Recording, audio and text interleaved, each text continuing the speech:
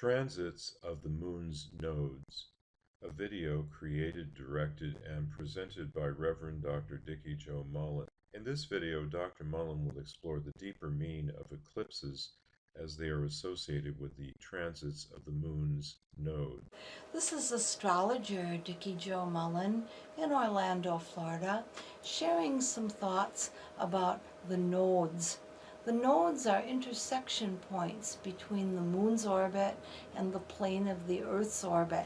They're very important in early astrology. Some astrologers give them more credence today and some don't.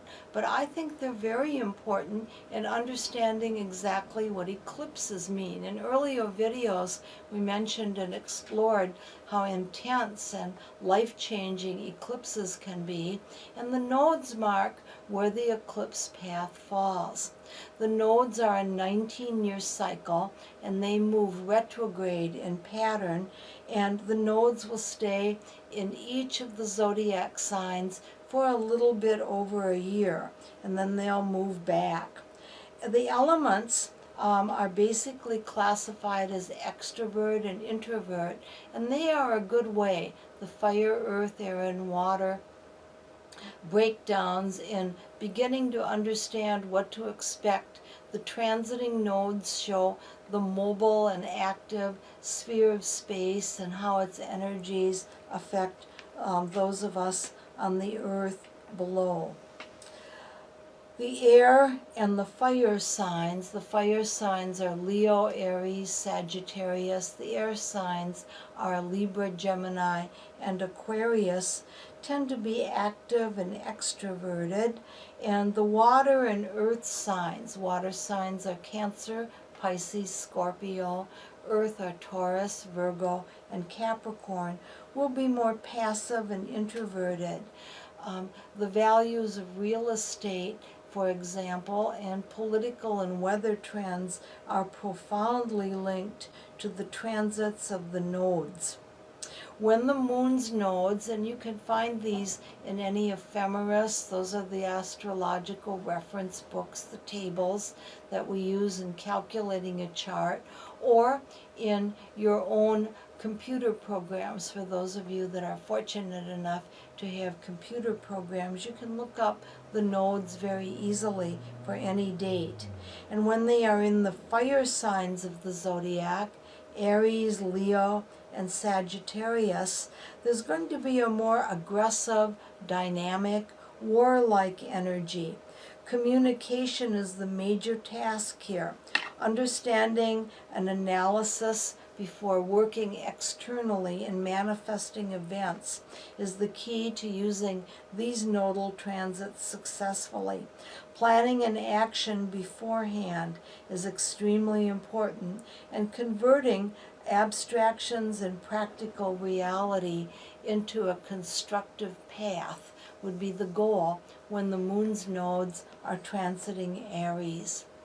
When the moon's nodes are in the air signs of the zodiac, this is an intellectual and mental type of focus, and understanding the vital functions of the body, communicating what's within, without, and then also converting abstractions, pie in the sky type ideas into something more real and more workable would be the goal. When the nodes are in the water signs of the zodiac, this is an energy associated with sensitivity, feelings, and emotions. Family life, the concept of faith will be highly significant, and the driving force is to get into the deeper mind, essentially what makes us tick. Intuition and psychic ability, in a positive sense, are predominant when the moons are in the water signs, and everyone who's working to develop psychic ability can have some genuine breakthroughs when this cycle occurs.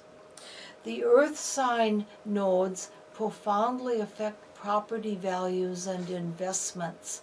When the real estate market, the bubble went way, very big on a couple of occasions, the moon node cycle in Virgo to Pisces. the cycle is exactly right across between the north and the south node. The south node is the weaker point. The north node is what I'm describing, but there across you can see the zodiacal wheel that Virgo is directly across from Pisces. When that pattern occurs, watch your real estate investment. Being a Cancer, so many clients who come to me are interested in real estate investments, legacies, investing in different ways.